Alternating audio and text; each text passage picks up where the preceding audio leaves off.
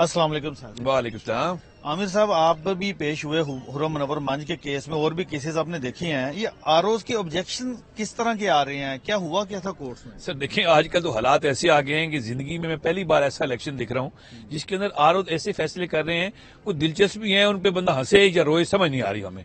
कि एक जगह हुआ क्या था? एक जगह कह रहे हैं कि ये जो थंब प्रेंसिल लगाया हुआ है, इसके जो अंगूठे हैं वो इससे मैच नहीं करते। यानी एक बंदे कैंडिडेट ने अंगूठे लगाए दो, तो वो कहते हैं आरओ ऑब्जेक्शन लगा रहा है कि इसकी मैच नहीं करते। भाई आरओ का क्या काम है, जब तक फिंगरप्रिंट नहीं आएंगे वो उसके और ऑब्जेक्शन लगाई जा रहा है। नहीं तो उन्होंने आरओ को जब जस्टिस तारिक नदीम ने सवाल किया तो फिर आरओ ने क्या जवाब दिया? तारो साहब खामोश हो गए। उन्होंने कहा जी मेरी तबीयत ठीक नहीं है। उन्होंने कहा यहाँ आके सब ये लाइनें तो नहीं ये लाइनें, उन्होंने कहा जी लाइनें नहीं मिल रही। उन्होंने कहा जी लाइनें नहीं मिलती तो लाइनें मिलाना ये आपका काम है। एक और आपको मजे की सुनाऊं, एक उसके अंदर वो कह रहे हैं कि हमारे ऊपर इस चीज तस्वीर लगी हुई है, इसकी तस्वीर इसके साथ मैच नहीं करती। यानी एक कैंडिडेट ने तस्वीर लगाई फॉर्म पर, वो कहते इसकी शक्ल के साथ मिलती नहीं है। और भाई ये कैंडिडेट की तस्वीर है, इस पर नॉमिनेशन पेपर मुस्तरद कर दिए। एक और हल्के के अंदर इस तरह था कि कहते हैं कि आपने डॉक्यूमेंट साथ लगाए हैं और डॉक्यूमेंट जो थे वो आपने उतार दिए और नीचे ऑर्डर में नहीं लिखा, कुछ लिखा। अब ऐसी ऐसी चीजें हैं जिसके ऊपर कसम से इंसान सोचता है कि पाकिस्तान की तारीख में कैसा इलेक्शन हो रहा है कि जिस आरओज को पता नहीं है, तरबियत ही नहीं है, वो हमारे मुल्क के आने वाले नुमाइंदों का जो फैसला होना है उन्होंने बैठ के करना है। मेरे ख्याल में यही वो वजह जिसकी वजह से उन्होंने हजारों नॉमिनेशन मुस्तरद कर दी है। हजारों नॉमिनेशन मुस्तरद हुए हैं और अपीलें आई और अपीलों के अंदर ऑलमोस्ट 70% जो है मैं देख रहा हूँ, 70-80% केसेस के अंदर ट्रिब्यूनल ने उनको अलाउ किया है कि यार ये किस तरीके से काम कर रहे हैं। जो मेरे ख्याल में जो ट्रिब्यूनल ने फैसले अलाउ किए हैं यही चार्जशीट है आरओज के खिलाफ। ये सबसे बड़ी चार्जशीट है कि जिन आरओज को ये नहीं पता है कि उन्हें नॉमिनेशन पेपर का मुआवजा किस तरह करना है, कल को इन्हीं आरओज ने बैठ के इलेक्शन के अंदर फॉर्म भी निकालने हैं, आगे इलेक्शन करवाना है और इलेक्शन करवाने के बाद डॉक्यूमेंट्स रिसीव करने हैं। उस वक्त आपके जो पोलिंग एजेंट्स है सब कुछ देगा जाना है। इसका मतलब ये इलेक्शन को इसी तरीके से कराएंगे। जस्टिस तारिक नदीम साहब ने उस आरओ से जिसने कहा कि ये अंगूठे मैच नहीं करते, उन्होंने कहा यार कल को अपने चीफ सेक्रेटरी बनना है तो किस तरह से आप ये काम कर रहे हैं? देखिए जी, अब ये कहा है कि आप असिस्टेंट कमिश्नर हैं और कल आपको प्रमोट होकर आपने चीफ सेक्रेटरी भी बनना है, तो ये आप मुल्क को सुबह को इस तरीके से चलाएंगे?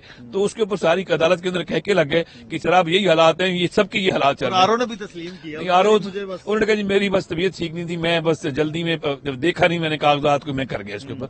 अच्छा, एक और भी आमिर भाई हमने देखा कि एक आरओ ने नॉमिनेशन इसलिए रिजेक्ट कर दिए कि कैंडिडेट के नाम पर कोई प्रॉपर्टी नहीं थी। हाँ जी, वो कहते हैं जी इसके नाम प्रॉपर्टी कोई नहीं है, वो इलेक्शन नहीं लड़ सकता। भाई इलेक्शन लड़ने के लिए आपने अपने एसेट लिखने हैं, अब मेरे एसेट नहीं है तो मैं इलेक्शन नहीं लड़ सकता। अब इस बात को रिजेक्ट कर देंगे कि पाकिस्तान के अंदर प्रॉपर्टी कोई नहीं है। अब यार या तो उनकी बहुत ज्यादा प्रॉपर्टी होती तो इसका मतलब ये है कि आप लोगों को आप कंसील कर रहे हैं। आप ये कह रहे हैं पाकिस्तान के अंदर फंडामेंटल राइट्स है इलेक्शन लड़ने का, उसके लिए ये नहीं कि आपके पास प्रॉपर्टी होगी तो आप इलेक्शन लड़ सकते हैं, अगर नहीं है तो उसको आप रिजेक्ट कर रहे हैं। आप इस तरह की बातें मुझे समझ नहीं आती आरओज को ये तरबियत कहाँ से मिल रही है, क्योंकि हम बताएं कहाँ से मिल रही है ये तरबियत जहां से मिल रही है। अगर हम बात करेंगे तो आजकल आपको पता है इलेक्शन कमीशन के खिलाफ बात करें तो तौहीन अदालत का नोटिस आ जाता है, तौहीन इलेक्शन कमीशन का नोटिस आ जाता है। मुझे समझ नहीं आती कि हमारे मुल्क के अंदर इलेक्शन कमीशन के खिलाफ बात करेंगे तो तौहीन इलेक्शन कमीशन का नोटिस आएगा। अगर आरओ अगर गलत काम करे, आरओ अगर गलत काम करता है तो उसमें ये कहते हैं कि हम तो नहीं है, आरओ इंडिपेंडेंट है और हम तो सिर्फ आके परफॉर्मर रिस्पॉन्डेंट की तरफ से करने हैं। इलेक्शन कमीशन के लोग आके ये कहते हैं कि आरओ आके अपना जवाब खुद देगा। बज़ाहिर ऐसा लगता है कि आरओज ने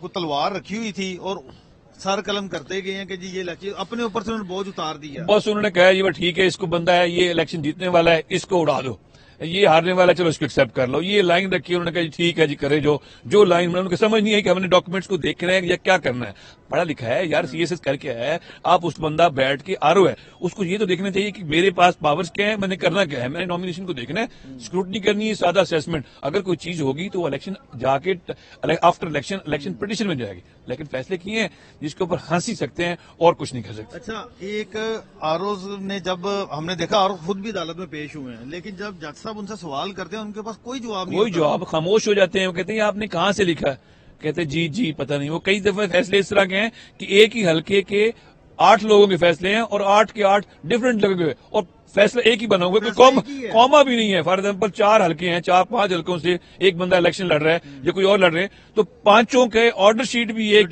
डिसमिसल है, कॉमा भी कोई नहीं चेंज किया। भाई थोड़ा बहुत कहते हैं ना, नकल के लिए भी अकल की जरूरत होती है कि थोड़ा बहुत ऊपर नीचे कर लें, वो भी करना मुनासिब नहीं समझे। किसके खौफ से आरओ से सब कुछ कर रहे हैं? ये हम खौफ की बात ना करें, इस वक्त हम पूरा मुल्क की खौफ की लपेट में है, लिहाजा मैं कुछ नहीं कह सकता। अच्छा, अब एक जमात के लिए पूरा रास्ता बन रहा है, आपको नजर आ रहा है कि वजीर आजम دیکھیں سادی سی بات ہے، اگر ان کا ایک ایڈیشنل سیکٹری پاکستان کہہ سکتا ہے کہ ساڑی گل ہو گئی تو اس کے بعد ہم تو کچھ نہیں کہہ سکتے. کس کی گل ہوگی؟ یہ تو دیکھو طالب تارڑ صاحب نے یہ فرمایا ہے کہ ساڑی گل ہو گئی، یہ انہوں نے ٹی وی پہ کہا ہے. اگر ان کی بات ہوگی تو کس سے بات ہو گئی ہے؟ اس سے مطلب جس سے الیکشن کمیشن سے؟ یہ تو اب کچھ نہیں، کس سے بات ہوئی ہے وہ بتا سکتے ہیں کہ ساڑی گل ہو گئی ہے، اسی آ رہے ہیں. تو کل آپ نے فیصلہ بھی دیکھ لیا کہ وہ آ رہے ہیں اور آنے کے لیے ساری پلاننگ کی جا رہی ہے. پاکستان کے اندر کانسٹیٹیوشن آف پاکستان میں لکھا ہوا ہے کہ پاکستان چلایا جانا ہے with the will of people. لوگوں کی ول ہوگی تو اس کے مطابق آنا ہے. Against the will of the people کبھی بھی ملک کے اندر الیکشن نہیں مانے جائیں گے. اچھا یہ بتائیے گا کہ الیکشن کو ڈیلے کون کروانا چاہتا ہے؟ کیا یہ دیکھیے جی، election chief justice of Pakistan نے کہا ہے کہ 8 فروری کو ہر حال میں الیکشن ہوگا. اب اگر کچھ لوگ سینٹ کے اندر آگے کہتے ہیں کہ الیکشن نہیں ہونا چاہیے تو اس کا مطلب ہے وہ چیف جسٹس آف پاکستان کی ول کے خلاف جا رہے ہیں. تو اس کا مطلب ہے کہ چیف جسٹس آف پاکستان کو پھر اکیلا کیا جائے گا اور وہ کہا جائے گا کہ الیکشن نہ کروایا جائے. لیکن پیپلز پارٹی کہہ رہی ہے کہ الیکشن ہونے چاہیے. اس صورت کے اندر پی ٹی آئی کہہ رہی ہے کہ چاہے جتنے برے حالات ہیں الیکشن ہونا چاہیے. لیکن کوئی پارٹی ہے ان کے ابھی تک جو لیڈران ہیں وہ ابھی تک سڑک پہ ووٹ مانگنے نہیں نکلے.